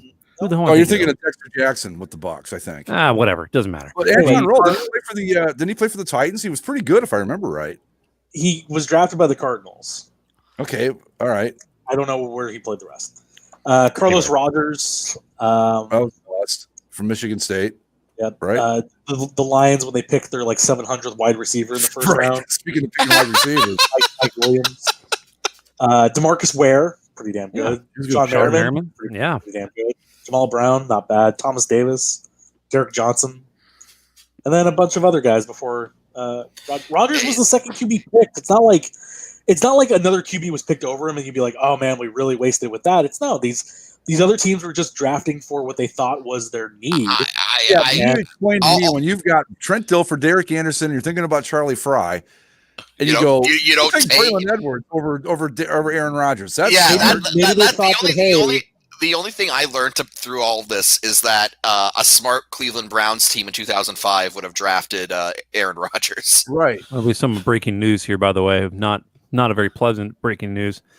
Dr. Dre has suffered a brain aneurysm. Oh no! And he is in the hospital. So he's 2021 picking right up from where 2021 left. I don't know anybody's surprised by that. It was so many people I can't wait for this year to be over. It's like, what do you think is going to change? What's going to happen? Well, but it's just last year we had the cosmic effects of so many crazy celebrity deaths and whatever, and now it's well, maybe that's all past us now. We can have a normal stretch where people only die of coronavirus for the rest of the year. Well, it started with Neil Peart from Rush dying, and then it just went straight down the tubes after that. Kobe. So Dr. Dre, huh? Yeah, I mean, there's nothing else to. I mean, he's in a hospital, he's getting care and all that stuff. So who knows? He's 55 years old. I mean, he's not a spring chicken, but I mean, hopefully, nothing more comes of that. It's scary shit though. Aneurysms scare the fuck out of me. Oh yeah, especially a brain aneurysm. That can 2021 did not. Oh, I thought Gary's making a joke, but he's not. But speaking of brain damage, just Aaron Rodgers has given me brain damage from years of watching him take his thunderous huge penis out and smash the Bears in the face with it. Yeah. But the thing is, though, if you watch his arm motion, even back in college, the guy I'll totally admit he is the best quarterback I've ever seen play. There's no take Tom Brady all you want. I will take Aaron Rodgers every time, because he not only has that thing where at the end of a game, if you give him 90 seconds, he will beat you every single time. Or at least he'll give you an opportunity to win, because he'll throw it in the end zone every single time. His arm is fucking incredible. And maybe it's just because he's God against the Bears and maybe mediocre to good against everyone else. But like when you watch him against the Bears, it's like something clicks in his brain where he goes, I fucking hate those guys. And he just lays pipe on them every time they play. And it's amazing to watch, but it's also it makes me suffer. The thing that's kind of I don't know what the right word is, but kind of amazed me with Aaron Rodgers as his career's gone on is his level of I don't give a fuck has gone up like substantially every single year. Like watching him in interviews and stuff, he's kind of a jerk. Yeah. He just doesn't really care. Heel turn Aaron Rodgers. There you go. Yeah, look at the way he treats his own family. Like he doesn't give a shit about anybody except for maybe his linemen who he buys like jet skis and whatever. But well, hey, if you're a quarterback, that's who you're going to suck up to. Yeah, I just said my only complaint with Aaron Rodgers is this, and it's a very simple one, and I think most people will agree with me. When you've got Olivia Munn, you don't drop her to go out with Danica Patrick. It's just that simple. You just don't do it. Have any of them, right? No, because you've achieved. Well, I mean, weren't they just both beards at the end of the day? Probably, but if you're looking for a girlfriend Super Bowl ring, Olivia Munn's it. That's it. You're really not going to do much better. And then you go with Danica Patrick, really? That's why I think you're right, Mike. I think they're totally beards, completely. Well, so with Aaron Rodgers, he's very Cutlerian in terms of like got that like face, that stupid face that everyone hates, and but for whatever reason he's good. That's the only difference. And but he's also in his advertisements he's fairly affable and whatnot. But you take that compared to a guy like Jared Goff, and Jared Goff has the personality of like a pretzel, where he just kind of just. I was going to say cantaloupe, but the point remains. Yeah, I mean, watching him on Hard Knocks was brutal because the guy is so dim, just a low watt bulb. Yeah. Which way does the sun set again? I think you figured that one out. Okay, well that's good. That's a start. Man, I with Aaron Rodgers. I'm a Packers fan, and I love having him. I don't dislike him, but like with the Browns, I loved Bernie Kosar. I love Joe Montana. I love watching these guys play. With Rodgers, it's like watching a surgeon. It's like, well, I don't know what the hell he's doing, but he's really, really good at it. And that's kind of the way I feel about Rodgers. I mean, I don't have a real emotional like Aaron Rodgers is my favorite player. I'm not like that with him. It's just like I appreciate him, don't get me wrong, and I don't dislike him, but he's not in the pantheon of my like guys I just love watching play. Well, you know what I mean? Who in the NFL, like if you look at like baseball, like Yadier Molina and the Cardinals, where like there's this fetishization of them from that fan base. I'm trying to think of in the NFL who now is, I mean, like Mike, obviously with Tom Brady, that's a very recent sort of thing. So, I mean, you do what you got to do. Look, but I'm trying to think of New World Order for life. All right. Like I'm trying to think of like if there's any player that's like going to be on that team for the rest of their career. And doesn't, fans would never want them to go anywhere. I guess that's contrarian to how baseball versus football, but it's. I don't know. I would in the current NFL, right? That's kind of, Ravens fans don't want Lamar Jackson. I was gonna say like kind of a new entry into here, but like depending on how well they do in the playoffs, like Josh Allen might be a made man in Buffalo for the rest of his life. Yeah. Well, that's the thing. So Zach was Larry Fitzgerald is spot on. That's like exactly who you would think. Yep. But with Josh Allen though, man, Josh Allen, it's one of those things to where if you go to a team and you not only do you win, but you embrace where you're at and like genuinely like it, then you will never pay for another meal again. You'll get 1,000 restaurants open in your likeness with your name and whatever. That's like Jim Kelly. For sure. And I mean, some of these smaller market teams or even whatever major market teams, if you just have the personality to own it and to just embrace the amazing just opportunities, then those towns will love you. In Buffalo especially. I mean, they're fucking weird in Buffalo. I mean, they'll they'll like he could run out there and just like slash his legs, and people would come up and drink the blood from him. Just those people are fucked up out in Buffalo, man. Yeah. Like, Well, I brought up Bernie Kosar of the Browns, and he was a guy that there's a little documentary on YouTube. You can watch how he did this, but he gamed the NFL draft system because he wanted to play for the Browns. And so they did this thing called the supplemental draft where he graduated early, and the Browns, by some miraculous confluence of events, had the number 1 pick in the supplemental draft, and they gamed the system because Bernie wanted to play in Cleveland that badly.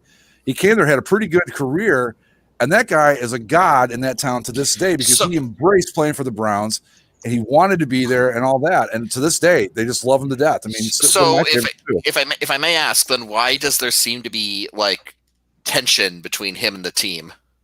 That I don't know. I can't answer that. I think it's because, first off, it's the new ownership, and they weren't. Mm-hmm. It was weird. They like embraced the history, but they didn't embrace the old players a whole lot. You know, it was a strange thing. But there is a tension between him and the organization. I don't know why, but the fans love him. They love him to pieces. It's just you won't hear anybody say a bad word about Bernie, except like Michael Walker says he had a weird arm motion, and it was weird. But if you ever watch highlights of this, you're like, how in the hell did this guy play in the NFL? First off, and secondly, how did he do it at a high level? But he did it. But yeah, just to go to Andy's point, yeah, guys like that, they become heroes forever, and always will be. It's weird. It's good, I guess, but yeah. Nobody feels that way about Baker Mayfield, and he's trying his best, but you know. Yeah, I mean, it's easier to do in some of those smaller markets, but I think even in some of the bigger ones, like the way that, say, like the New York Giants treat Michael Strahan, right, Lawrence Taylor. I'm just thinking of like my teams. Like I think Aaron Donald could probably be that way here. Sure. Yeah. Just because he's, I mean, like that dude's unquestionably the best at that position I've ever seen. Like he's amazing. He's really, really good. Yeah. So I mean, Baker Mayfield, I think what his advantage is that he's got really great charisma. Like his personality really shines. Like he's going to have a TV career for sure, if he wants to pursue that. But yeah, but it's nice to see. He can manage to survive COVID, sure. But Johnny Manziel, former Browns quarterback, he's working again. Oh, really? I can't believe he's only 28. I feel like he's much older than that. What's he doing? So he's going to join the really unfortunate fan-controlled football thing. Right, I saw that. Yeah. Oh, is that actually happening? I guess it's going to start in February. 7-on-7 games where fans set the rosters, call the plays, and interact in a blended. Oh, that'll be brilliant! I'm sure. It looks like it's just going to be fans run things always works well. Just ask us and our tournaments. You'll see it go perfectly every time. Yeah, sorry, I had to get one shot at it, you guys, this week. I'll leave you alone for the rest of the year. No. It's okay. Yeah, the fans they deserve it. This is for Jupiter. This is what they deserve. So yeah, I mean he's working. Good for him. Yeah, well, who's he playing for? Because I saw the team names and they were awful. Let me see. Let's see if they even. I think they're the San Jose or the San Antonio like stripper poles or something like that. The team names are just fucking terrible. Yeah, I don't know. And those those were chosen by the fans too. Like they put the names up for a vote. I rest my case. Fan-controlled football. Okay, so the fan-controlled football league. Let's see. Yeah, it's a quality league when on the website there's an option that says "be a player." Hey, let's do that. We can't sponsor a helmet. We can play. Johnny Manziel. Okay. God, like their stories on their front page go too fast. Okay, let's see teams. The Glacier Boys with Z. Yeah, the Glacier Boys. Mike, we got a team with a Z. That's something. The Zappers. Do they have a Z too? Yes. Z? Like Zappers with a Z at the end and the beginning? No. It's just a Z at the beginning. Opportunity missed. And then we got the Beasts. Right. And the Wild Aces. Aces high, baby. Isn't the Beasts? Isn't that like? Oh God! These are.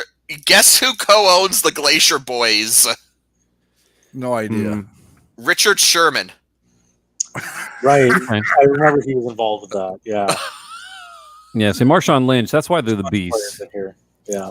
Yeah, Marshawn Lynch, right? Yeah. So essentially, then this is a live Madden game, basically. Johnny Football is playing for the Zappers. They have to put a second Z in there. They just have to do it. You've got to do it. Are these teams playing out of any like locale? Yeah, I don't know. I think they're apparently. I don't know what the fuck. It is way too difficult to find information about this crappy startup thing. Okay, so according to Wikipedia, these teams aren't based out of like any. No. Wait, no. While we're doing this, I have a question for Gary. Who are you talking about? Forgot about the CHL. Me? I didn't forget. I was on the road, man. I couldn't do it. Anyway, back to the show. So if the field is 50 yards, just 50 yards, and everything is filmed inside of a television studio. Oh, for God's sake. Oh, God. So it's basically NFL Blitz in real life. I guess. So once the games begin, fans will be able to vote on key roster decisions and choose plays as the armchair GM and coach from their like living rooms. How they're going to execute that, I don't know. I'm assuming some sort of app or something. I can tell you how they're going to execute it. I think we talked about this when we talked about like the glut of spring football leagues that were coming up. Yeah, and this was clearly the one that's like, this is the one too many. Like this is the bottom of the barrel one. We have to sacrifice our beloved AAF for this shit. Well, we had the AAF, we had the XFL, we have this. The XFL's coming back. Remember the Patriot Football League that was supposed to start? Yeah. Remember the UFL? That was a few years ago. Remember that one? Right, but I'm talking about the ones that we were going to have like 4 going at once. The Patriot Football League, I think, was the one where they were all like super American and like the team names were all super American and like no one's going to be kneeling for the national anthem. Right. Yeah. Of all the things to worry about. But like this is I don't know. This could be good for like a clusterfuck or two. Like, oh, that's right up our alley, Mike. like I am going to. I don't think I'm going to care enough to watch this live. I won't care enough to find where it is. I was going to say mostly because I don't think any network I have is going to carry this, but. If like I could potentially see this whole like fan controlled thing becoming a huge clusterfuck, and then someone links you like, oh hey, check this out on YouTube, and then it's good for a laugh. What would be great is if there were 2 people that were involved in it in their living room, and they get in a brawl because they can't decide on what play to call or what player to play, and it ends up in a big fight. I'd watch that. Watch controllers fight each other. That would be funny. Well, the nice thing is this isn't going to stop because there's always going to be somebody trying to punch out like that spring football ticket. The Rock's going to give it a try in 2022. So you know what gets me about this is they all seem to think that the USFL was way more successful than it actually was. I was there for the USFL. It was cool. It's kind of neat, but it wasn't. They act like, well, it was the USFL if it hadn't been for Donald Trump. I don't think so. I think even if they kept it in the spring, it wasn't going to make it. Sorry. I loved it too. I thought I liked the uniforms. The teams were fun. The NFL was really cracking down on celebrations at the time. So the USFL's like, hey, go for it, have fun. But it wasn't this runaway success that people make it out to be. Even in that Small Potatoes documentary, they're like, oh, it was just this close. It really wasn't. It did okay, but it wasn't. Now, didn't Donald Trump only buy into the USFL because the NFL didn't let him buy the Bills or something?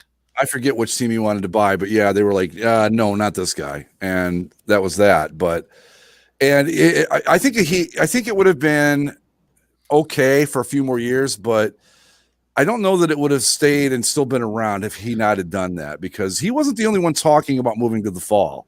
And the reason they were talking about moving to the fall wasn't because it was just like, hey, fuck the NFL. It's because the spring football thing wasn't working out as well as they thought it would. It's not to say it didn't do okay, but it wasn't this.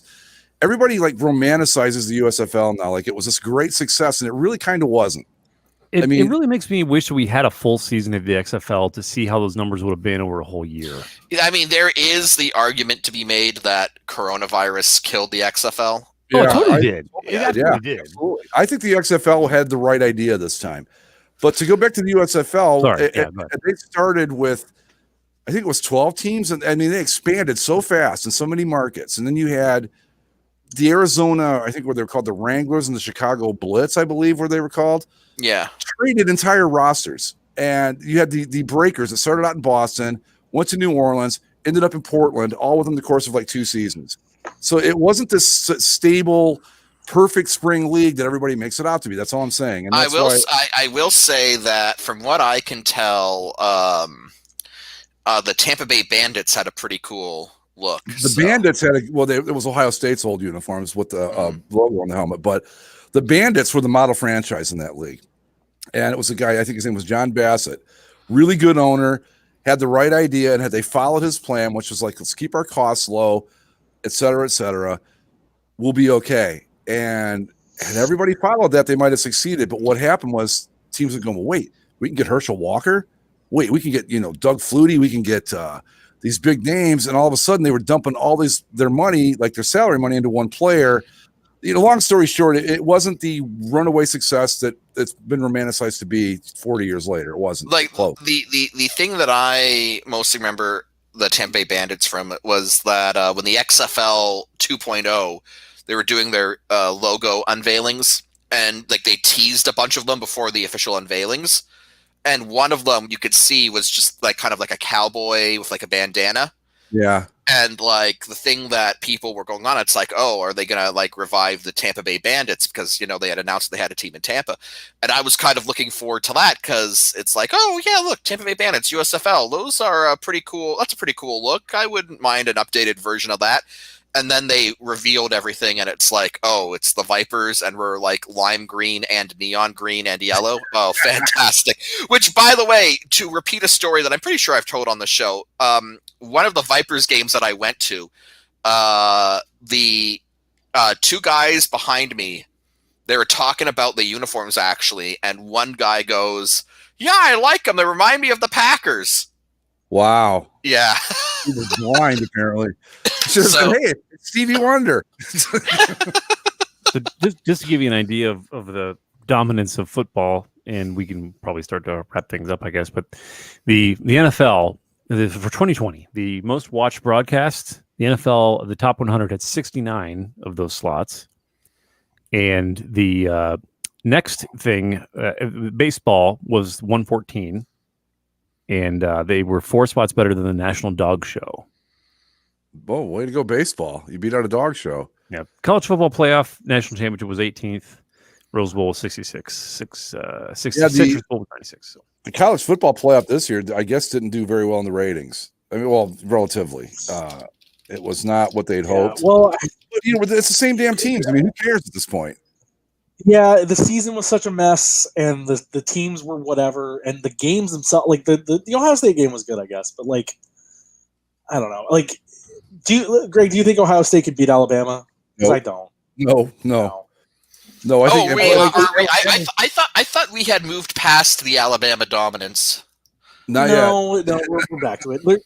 This year they're just such a efficient machine that it's. So they bitch slapped Notre Dame, huh?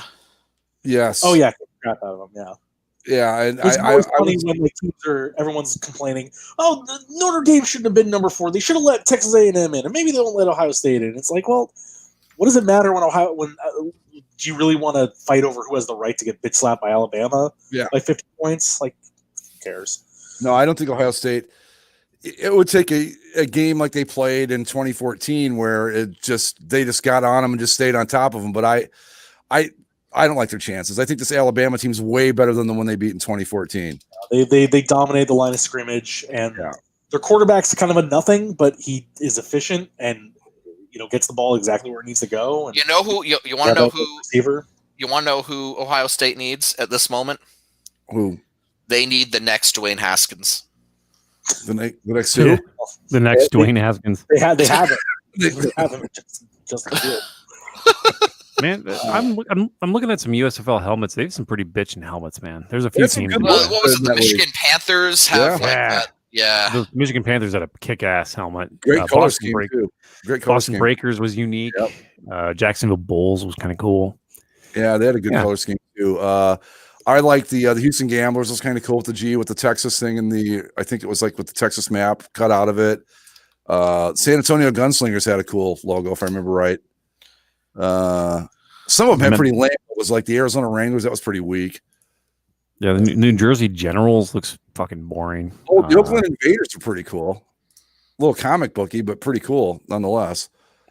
But yeah, Blitz. But a lot of these teams like the Invaders merged with somebody, I don't remember who, but just to wrap it up with the USFL, it wasn't this romantic success story that everybody makes it out to be. It was pretty cool, but it had problems from the get-go. I mean, how can you not love a team whose media guide is this? I just sent it to the Skype chat because I don't know how to. I don't know how to put photos up on this thing. Where'd you send it to? The Skype's closed, bud. Oh. So put it in the private chat, and we'll fire it up. All right, let me. I'm pulling it up here. Okay, so it's like Smoking the Bandit or something. Yeah. Yeah. You got it, Andy? Yeah, I'll get it a second here. So,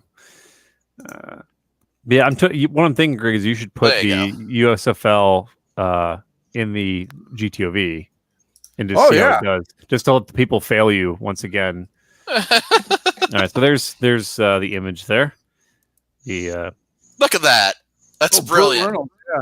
Yeah, he's a part owner in the team. But if you look, the striping pattern on the helmet, Ohio State. Sleeve stripes, Ohio State. Pants, Ohio State. They were the Buckeyes with the logo, basically. You know what? God, and look at that. That's just a goddamn football uniform. That's glorious. They were like I said, they were the model franchise. They were the ones that did it the way that the original USFL business plan was supposed to run, was like they did it. And then, you had we can sign Jim Kelly for the Houston Gamblers and take him away from the NFL. And they really, long story short, they were never wanted to get into a bidding war with the NFL. And then a bunch of teams said, fuck it, we're getting into a bidding war with the NFL. And that was the beginning of the end. It wasn't the move to the fall. That was just the final nail. So there you go. That's it. And you can watch Small Potatoes and they'll make it seem like it was all Donald Trump's fault. It wasn't. It was a lot of things. He was just the guy that was like there ringing the bell at the end going, fuck it, let's just, throw everything into the wind and see what happens. Then that's that. Yeah. Do we want to? Incidentally, how his presidency is probably going to end. So, very similar, actually. What's that, Zach? Go ahead. Was he ever caught on tape trying to? Never mind. The Generals lose a game. He's trying to get more points after the fact. We just need to find 12 points. 12 points. Look, they recalculated the points. Here's my thing on that. If you're going to claim that an election was rigged against you, probably the last thing you want to do is get on the phone and go, hey, we need 11,000 votes. The last thing you want to do is have a recording of you coming out trying to rig the election. Uh-huh. No, but he's not rigging it because he won the state. He said it. I love how he keeps saying it's like we all know that we won that we won the state, and like the Georgia officials are like, well, if you won the state, then why do you need to find 11,000 votes? Because because those votes exist, they just need to find them to put them back into the counts. I am so, you know what? Here's my hope with all the, because I'm so fucking tired of all of it. I am. It's just like, you know what? Everybody just needs to shut up. But here's what I just hope we can get through tomorrow without a fucking civil war breaking out. If we can do that, we'll be okay, I think. Because it's I don't know what's gonna happen in DC tomorrow, but it ain't looking good. We'll see. I don't know. I don't. I do believe he will leave office on January 20th. I think that he'll have to. Yeah, he won't have a choice. But you've had like Bill Maher and Keith Olbermann, like he won't leave, and it's going to be a coup. It's like, no, it's not. Well, like the thing about it, as it has been, explained, is that like whatever happened, like they can't alter the number of electoral votes. Like it's impossible because like the Republicans can raise issues and they can say we, want to debate these, but then in order to exclude a set of electors from the count, they need both houses of Congress to agree to it, and the Democrats control the House. So I hate to break it to everybody, but the challenging an electoral vote is nothing new. It happens all the time. Yeah, it happens all the time. There's specific, like there's 2-hour time limits on discussion, and then there's a vote, and then it's over. Like, this whole thing with look, whatever the election, whatever. Everybody's talking about everything except what actually, and there were some things that you go, well, okay, that didn't look so great, but no one's talking about why this happened. And it had nothing to do with conspiracies or somebody trying to do this to screw that. No one's talking about this. And I think this is the simple Occam's razor in action right here. What was different about this election? It happened during a pandemic, and all the old people that normally work the polls weren't there. So you had a bunch of fucking morons that had never done this before across the country. So yeah, some things are going to get messed up. So that's what happened. Big deal. It was legit. I think it was. I don't think there was anything that, I hope not. Not because of who wins or loses, because that's bad for America. If there were all these wild conspiracy theories, well, I don't want that for either side, because that's not the way we do things. But enough with this already. It's done. Let's just move forward and try not to kill each other tomorrow. That's where I feel. It'll be officially done tomorrow, and then it'll be officially done in 2 weeks. Well, yeah, like after tomorrow, we've got 2 weeks of guessing, like, is he actually going to leave the White House or not? Which I'm 95% sure he will, but I'm 5% sure. I'm 5% sure he's going to barricade himself into some Proud Boys, and that'll be. He won't be there. I don't think the Proud Boys are going to be much of a match for the United States military, but okay. Okay, no. See, here's the thing. You're absolutely right about that, Greg. I just don't know if Donald Trump and the Proud Boys are aware of that. Well, here's the thing. He doesn't actually like living there. Right? Yeah. He doesn't like living there. He doesn't even like being president, yet he still wants to be president. He'll be pulled up in Mar-a-Lago by the end of the week, and you know it. Mm-hmm. Yep. Well, I think that everybody was shooting for January 1st. Mm-hmm. I think the key date here is January 21st. That's where we need to get to before we can start finally going, okay. Maybe. Yeah, I'm not taking a side, Biden, Trump, or whatever the other. I'm just saying, look, we need to just calm the fuck down. So if you're a Republican out there, I'm not knocking your guy. If you're a Democrat, I'm not knocking your guy. I'm just saying that we need to get past this. Our Constitution's got to hold, and we got to get past this, and we got to start digging our way out. I'm looking forward to seeing, what sort of, I'm sure, upstanding individuals are gonna show up in DC tomorrow. That'll be fun. It's gonna be a shit show on both sides, believe me. Yeah, I've seen some of the video of, like, there was a extremist, not extremist, but like, oh my god! Before we go ahead, Zach. Rally today where there's just some real nut jobs going up to this microphone and like just saying stuff that's like. There was a woman that went up there like, no, Miss Teacher, my children will bring their own pencils because we're capitalists and we don't need state-provided pencils. We have our own. It's like that is the dumbest thing I've ever heard in politics, and I wanna preface this by saying I've heard some dumb shit, and that right there is the. That is really saying something. Yeah. I want to talk about for a second. I spent the night in Savannah, Georgia on Sunday. Oh, did you catch the advertising? Oh my god!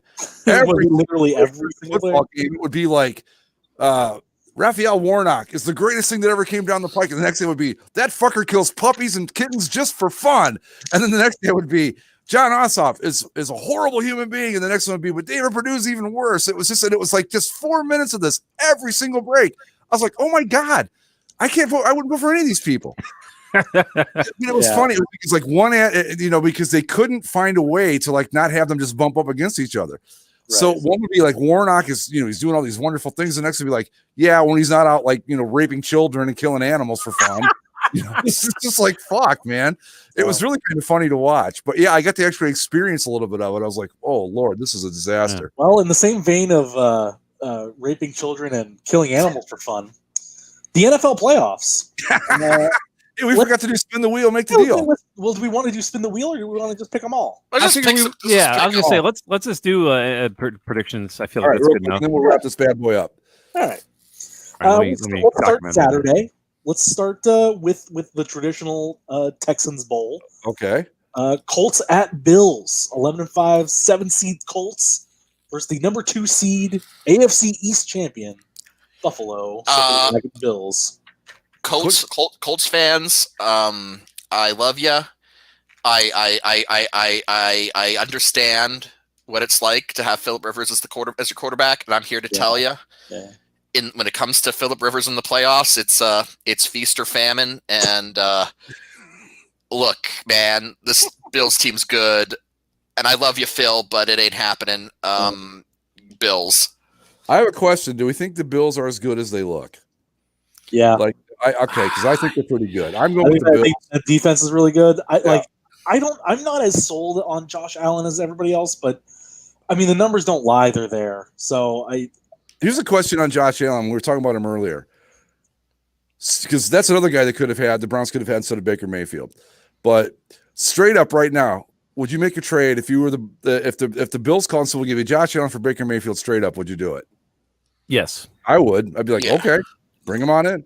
Yeah, probably. Yeah, I'm taking the Bills in that one. I think that the Colts are tough, but yeah, how do I feel about the Bills? I was pessimistic about them, and they proved me wrong this season. I think they're the real deal. So, yeah, they're going to have fans. Only like 6,000, but they're going to have fans at the game. That'll help, and they're going to be tough. I take the Bills. Andy. Yeah, Bills. No, the Colts are just too wildly inconsistent. Pretty good defense, but the Bills are ready. It's their time to make a run of sorts, and the Colts are just kind of making a cameo. Yeah, Colts are very good in the first half of all their games. Look, it's going to come down to a point where Phillip Rivers needs to make a key pass in the fourth quarter, and we all know how that's going to end. Yeah, I totally understand why this is the first game of the day, and I'm going to go Bills. I think a lot of people are trying to trump up the Bills as the lone possible challengers to the Chiefs. I don't know about that, but if they're going to do that, they need to put in an impressive day. If I put it this way, if we get Andy's Blizzard game in Kansas City, I like the Bills' chances if they make it that far. Yeah. Yeah. It would have to be in Kansas City. Yeah, it has to be in Kansas City. But yeah, if you can get a snow game or a bad weather game where that defense can get after Mahomes, they got a shot. Well, if the Bills circle the wagons hard enough, they can maybe bring a northeastern weather pattern down to Kansas City. Yeah. Next one, the 10-6 spinning, boys. Go ahead, Zach. 10-6 seed Los Angeles Rams of Los Angeles at the NFC West champion Seattle Seahawks. They split their games this year, and I don't know who's going to be quarterback for the Rams on Saturday. I'm going for the Rams for 2 reasons. One, got to rock that AAF power. Yeah. 2, fuck Russell Wilson. So go Rams. I'm going with the Rams for 3 reasons: the AAF power, and the other 2 are Russell fucking Wilson. No, Rams all the way.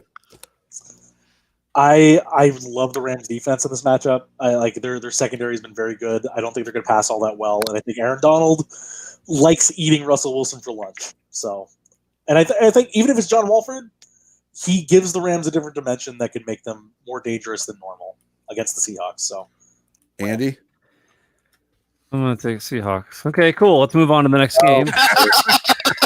I get it. It's if it was at the Rams, I would say sure, but I feel like Seahawks. Well, you see, us with our history of hating Russell Wilson for years and years now, we have to stay solid on this, or we lose all of our integrity. Mm-hmm. So we have to kind of stay as a united front. Yeah. If the Rams win, I mean, I'd be delighted, but I mean, I just feel like Seahawks will pull it out. Again, if the Rams are going to win this, it's the defense. Like the quarterback is either Jared Goff comes in and is okay, or John Wolford comes in and is still okay. Like they're not going to put them in a position to. Wait a minute, maybe I want to change my pick after hearing if they're okay. No, but what I mean is like the offense just needs to do enough, right, to put more points on the board than the Seahawks. I know that sounds dumb, but I think the Rams defense will do enough to slow down the Seahawks or even score points themselves. It's a very Madden analysis there. Score more points than the other team. I know. Right. And the Saturday night cap, the 11-5 5th seed Buccaneers at the football team. Bucks. You don't say. Bucks. Yeah, no, I'm sorry. I wish we had the NWO music to play, but the like, even, memes aside, like, is this Tampa Bay team perfect? No. Are there problems? Yeah. Can they beat the Washington football team? Absolutely. But wouldn't it be quite the story, Mike? If this football team with their pretty good defensive pass rush that could get after old man Tom Brady, and Alex Smith with his miraculous new calf can score just enough to get the football team over the Buccaneers? It would be a miraculous story, but it's not going to happen. Let me tell you why. We have eradicated every strawberry within the vicinity of Tampa Bay. Well, it's in Washington, though. We have. Who knows? The whole district could be under civil strife. We have not yet moved Tom to DC, but we will be moving him in a hermetically sealed sleep egg. And we're going to make sure that he gets his focus pills. So pumping in focus fumes the whole time, right? Yes. So Tom's going to be all right. All right, Tom's going to be all right. NWO for life. Well, I will say that if what's his name, Chase Young, former Ohio State Buckeye, yeah, he said he wants Tom Brady. He can wreak havoc. That dude's a good player, but I don't see how Washington or the team. I don't see how team could score enough points. The team, no, just team. I don't see how team could score enough points. I got to go with the Bucs. As much as I hate rooting for Brady, but yeah, going with the Bucs. Yeah, I want the miracle. I want something fun here, but I saw a football team participate in last week's Sunday night game. So yeah, I mean, Christ, they almost lost to the Eagles, who were trying to lose, putting guys in, they got out of the parking lot. Yeah, it's like who's that quarterback now? Nathan Sped, something like that. I had to look him up. He went to Iowa or Indiana, so there you go. They had that dude. What's his name? Vince Papali from the movie. He even suited up for a while. That game. Yeah, I'm taking the 32s. I think there's going to be some freaky shit. I think I think that Brady will turn the ball over enough. I think that Washington's defense will provide just enough to get some freak, field goal type situation, and Brady will just not be the same Brady. And I think that's going to be the narrative of the game, is that like, oh, this isn't the Tom Brady we expected. Where's the Super Bowl MVP? Blah, blah, blah. I don't know. So we can say that Andy is saying go team. Go team. Yeah. I mean, Brady actually put up better numbers this year than he did last year, which is something. Well, fuck you anyway. That's a fascinating thing. That. All right, let's move along, boys. Sunday, the early game is the the 5th seed Ravens at the number 4 seed AFC South champion Titans. Derrick Henry versus Lamar Jackson. The Titans have beat the Ravens each of the last 2 seasons. Yeah, so it's because of that I have to go with the Titans. I think Lamar Jackson's a great talent. I think the Ravens are a good team, but they've got to prove that they can beat the Titans before I'm willing to pick them. So I'm going to say Titans in this one. My irrational confidence, Titans, yet again. What else am I supposed to do? Kings of the South. Did you see that tattoo? Go Titans. Someone got a tattoo for a divisional championship. Of course they did. I just think, yes, Lamar Jackson and the Ravens have had a couple great weeks over the last few games for sure. But, I mean, I'm the same way. Like, until Lamar Jackson proves to me that he can win a game like this, I can't pick him in a game like this. So, Titans.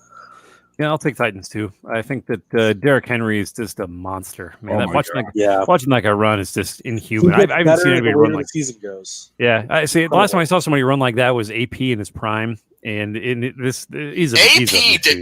did not have a stiff arm game like that. No, and I guess he did when it came to his kids, but I was gonna say, so we're all going Bills, all going Titans. Yep. Okay, so Sunday now, right? Yes. So we're still on Sunday. Okay, yeah. So end of Sunday, yes. The next one on your nearest Nickelodeon dial, the 8-8 Monsters of the Midway the Chicago Bears at the number 2 seed and New Orleans Saints with a duct taped together Drew Brees. The playoff participant Chicago Bears. That's right. You know what?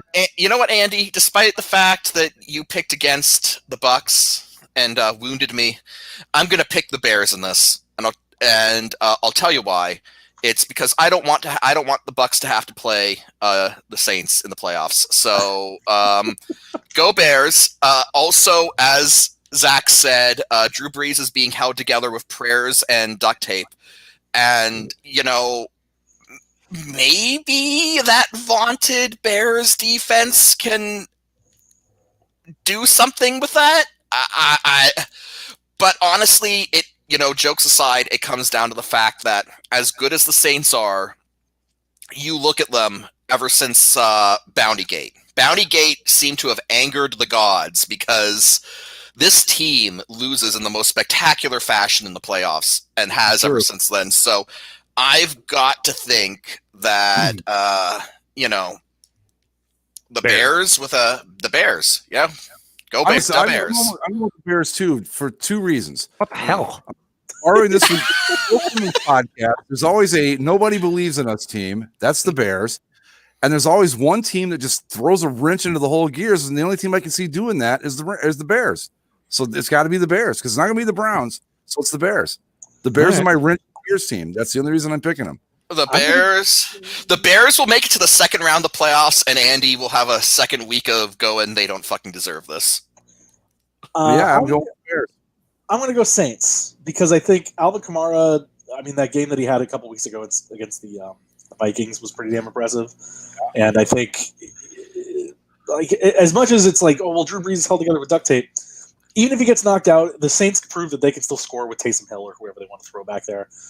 I just think that they're I don't think the Saints are built for the long term because of the injuries, because of just what they've been, but they're better than the Bears. So I think they're better than the Bears too, but I just think there's always that one game. This isn't about who's better. This is And again, you guys are still resting with Mitch I love titties Trubisky. Good reason for me. Look, he's near Bourbon Street. He's going to be near Bourbon Street. He's going to be in his element. He's going to be vibing. That's what I'm saying, man. I want that dude. I want him looking at a woman's breasts all night and then being drunkard and fucking coming in hungover. That's recipe for great quarterbacking right there. Ask Ken Stabler. I just think that, like I said, I've been looking for my wrench in the gears game, and this is the only one I got, and there's always one, so this is the one I'm going with. It's the best I can do. And finally, are you looking forward to Mitch Trubisky covered in slime?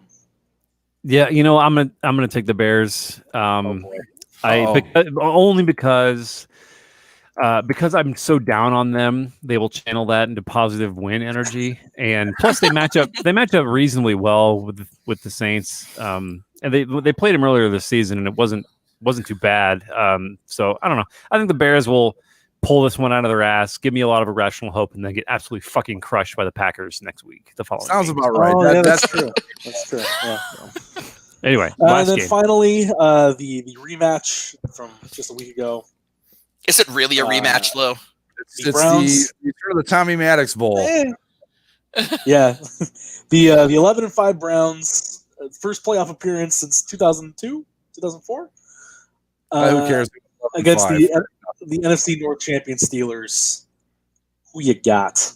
Steelers. Okay, so the thing about it is that the Steelers have not looked super great down the stretch. So there's that to consider. Yeah. And then you got to think that this Browns team is going to come out hungry. Half the Browns are a fucking oxygen tent right now. That is true. Yeah, fuck. Given all the COVID bullshit, it's going to be the Steelers. Yeah. Yeah, see, I want to pick the Browns. And the only thing that keeps holding me back is the fact that, they've been thrown around with this COVID stuff over the last, 3 weeks now, between the receivers being out against the Jets and now, all this crap this week. And I want to pick them for the upset of it all, but I keep getting held back by the circumstances. Yeah. If they were, all things being equal, I'd say they'd have a shot. But man, all things being equal, I don't think this is going to be a good game. Like I think this has all the potential of being like sloppy and messy. Yeah, like 21-18 or something like that. And it's not gonna be great. I'm you know what? If I were the Steelers, I'd just go full troll. I'd see where Tommy Maddox is at and pay him to come back. Pay him to come back to do the ceremonial coin toss.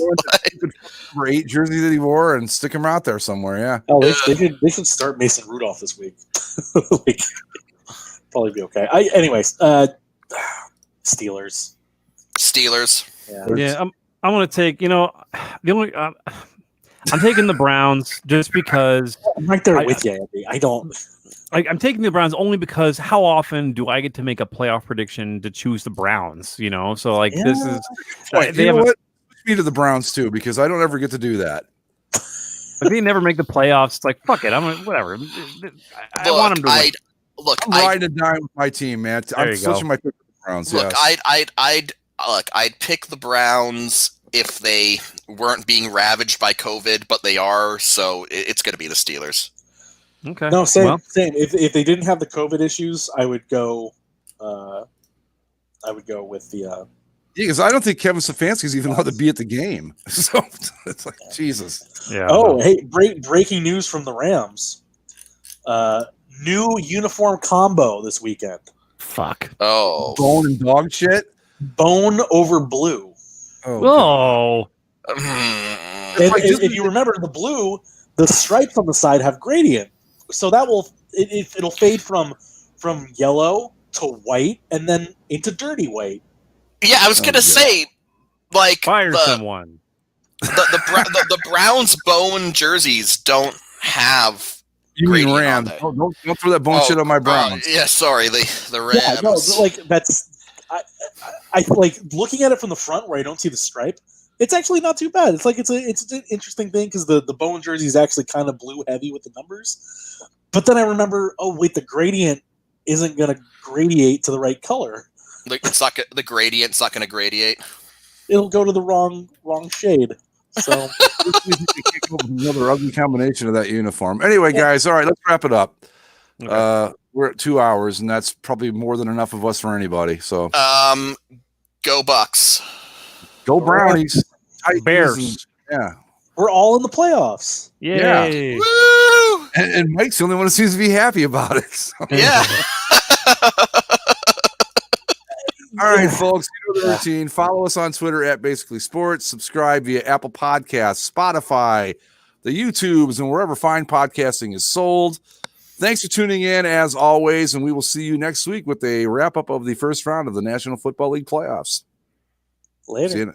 Bye-bye. Bye.